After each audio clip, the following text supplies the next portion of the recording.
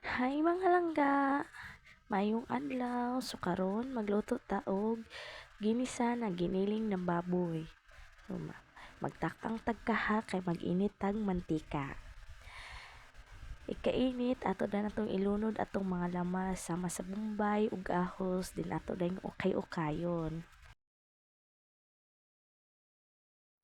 Then ikahuman ato dayong ilunod ang atong giniling na baboy ug ato kining ukay-ukayon aron dili mo pilit kay dili man ni non-stick atong gigamit na kaha.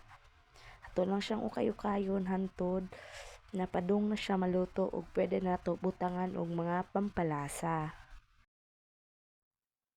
Pagkahuman ato nang butangan og mga pampalasa. So depende na ninyo kung sa inyong mga pampalasa inyong gamiton. Ako kung gibutangan og gamayng asin, oyster ug suka gamay.